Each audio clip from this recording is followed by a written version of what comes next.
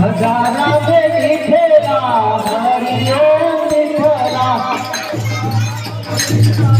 બોલો બોલો સદારા મે વિઠ્ઠલા હરિ ઓમ વિઠ્ઠલા સદારા મે વિઠ્ઠલ વિઠ્ઠલ વિઠ્ઠલા હરિ ઓમ વિઠ્ઠલા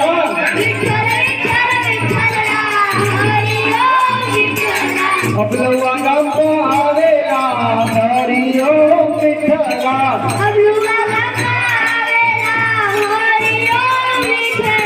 અબલુઆ ગામમાં આવેલા હરિ ઓમ વિઠ્ઠલા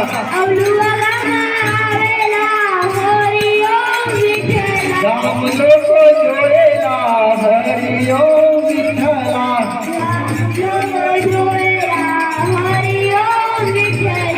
રામદેવ પ્રત્યેલા હરિ ઓમ વિઠ્ઠલા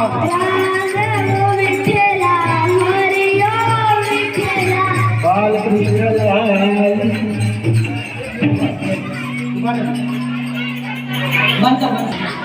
ભગવાન શ્રી રામનો રામદેવ ભગવાનનો જે પાટોત્સવ થયો આ પાટોત્સવમાં સૌ ભક્તોએ ખૂબ પ્રેમથી ભાગ લીધો. આચાર્ય અમૃતભાઈ, ડેલિગેટ, સરપંચ, સૌ ગામવાસી, સૌ ભક્તોએ, બાળકોએ અમારા આચાર્ય શ્રી મહેશભાઈના કહેવાથી તેમના ભાગથી સૌ આવ્યા.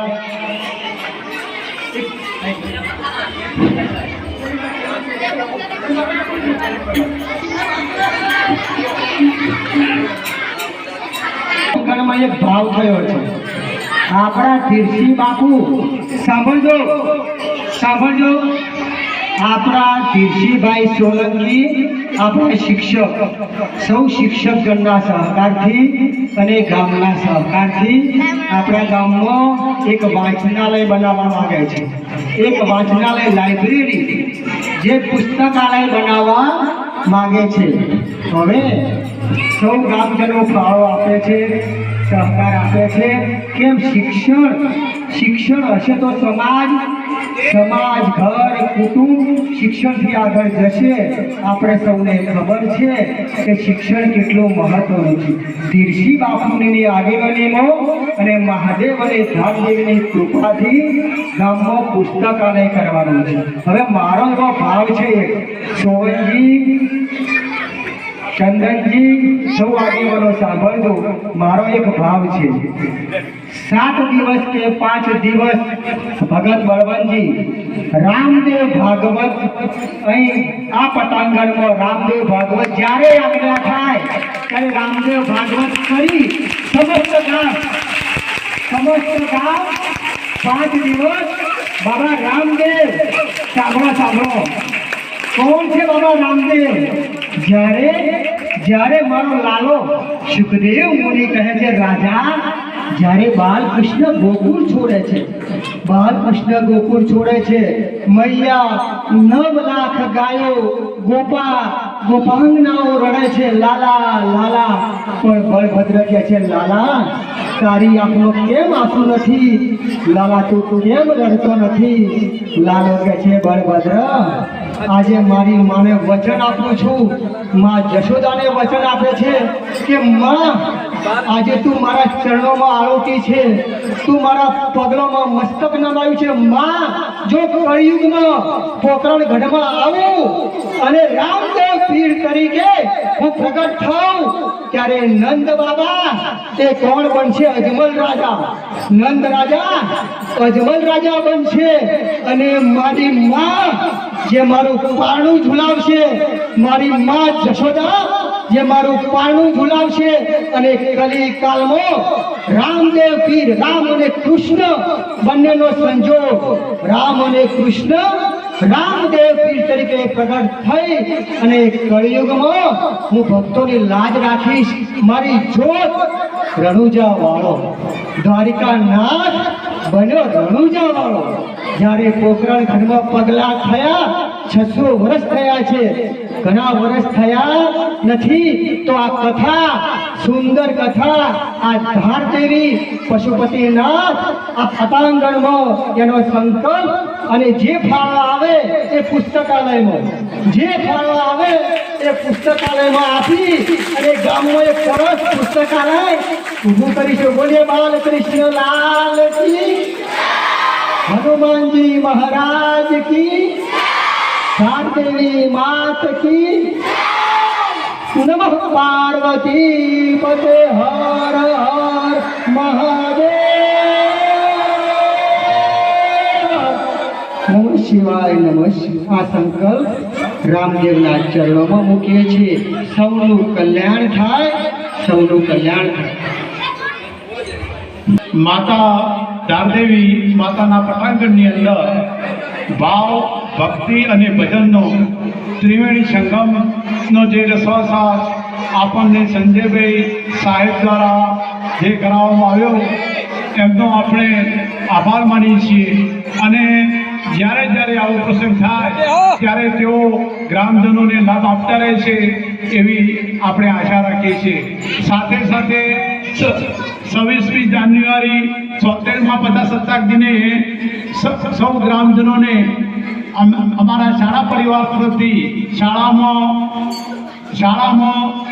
આ જે લોકશાહીનું પર્વ છે એ ઉજવવા માટે સર્વે ગ્રામજનોને અમે અમારા શાળા પરિવાર તરફથી હાર્દિક આમંત્રણ આપીએ છીએ. અસ્તુ.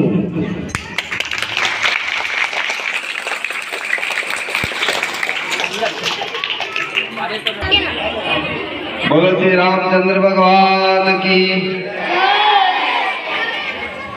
આજે આપણા ગામમાં રામ પ્રતિષ્ઠા દિવસની ઉજવણી ખૂબ ધામધૂમથી ગામ લોકો દ્વારા જે કરવામાં આવી છે, જે ખરેખર ખૂબ સારી બાબત છે. આપણે આપણા રામની વાતો આપણા ગામની અંદર ગુંજે અને એ સરસ મજાની વાતો અહીંયા ભગવાનના નામ, ભગવાનના ભજન, ઢોલ લેવામાં આવી છે. ખૂબ સરસ. ચલો બાળકો,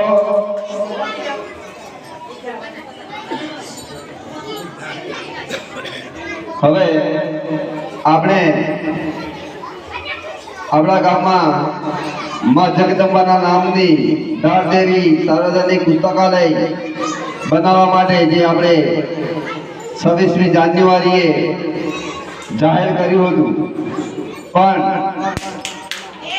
તેનું કામ પણ આવા જે કંઈ ફાળાઓ ગ્રહણ ચાલુ છે, કેટલાક લોકોએ આપ્યો છે, તેમનો આપણે ખૂબ ખૂબ આભાર માનીએ છીએ. અને હજુ પણ જે આપણે જરૂરિયાત છે એ પ્રમાણે હજુ આપણે ભેગું થયું નથી.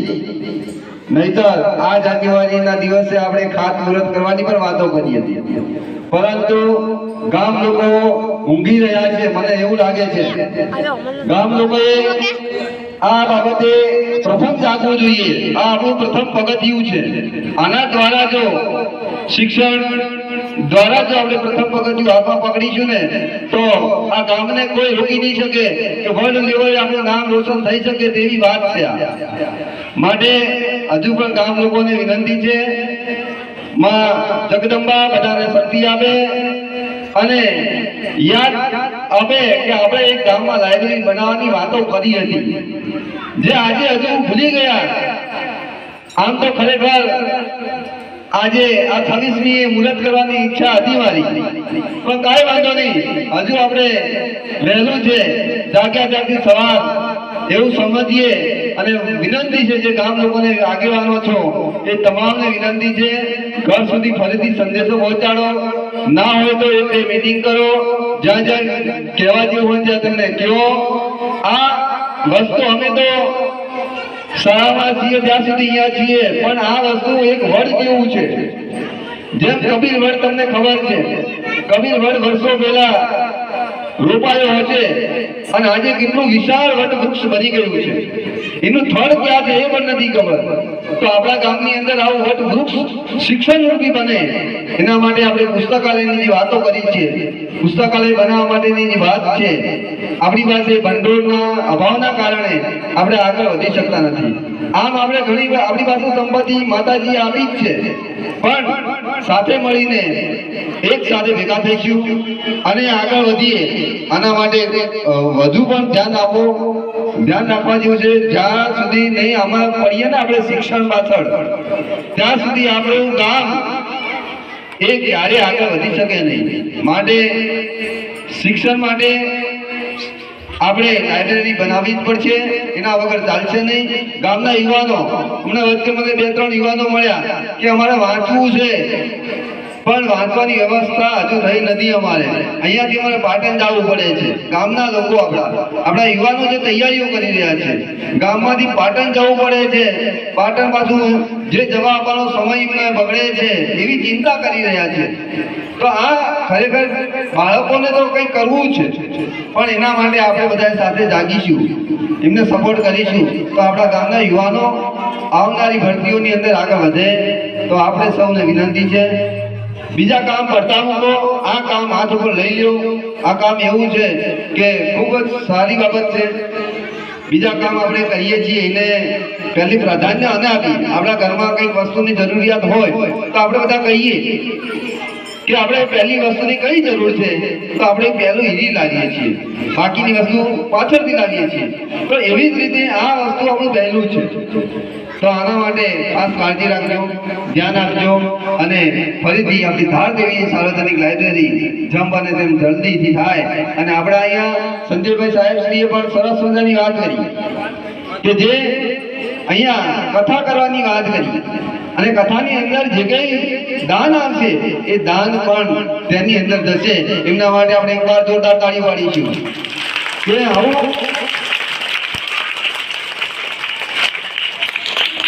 આયોજન પણ આપણા ગામમાં સાથે મળીને કરીએ તો ચોક્કસ આપણું ગામ આગળ વધશે.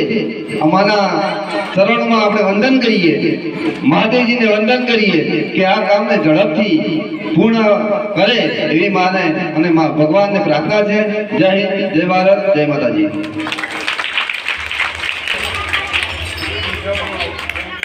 રામચંદ્ર ભગવાન કી જય. આપણે અહીંયા આજે તો કેમ કે અયોધ્યામાં શ્રી રામચંદ્ર ભગવાનની પ્રાણ પ્રતિષ્ઠા થઈ હતી, એવી આજે પણ આપણે અબલોવા ગામની અંદર પ્રાણ પ્રતિષ્ઠા તરીકે આપણે સંતો ભક્તો અને નિશાળમાંથી પણ આચાર્ય સાહેબ, બીજા સાહેબો, નિશાળિયા બહેનો સૌ વધાર્યા અને ખૂબ ખૂબ એમને અહીંયા લાભ આવ્યો. એ બદલ અમને ખૂબ ખૂબ ધન્યવાદ. બોલો સદગુરુ મહારાજનો જય.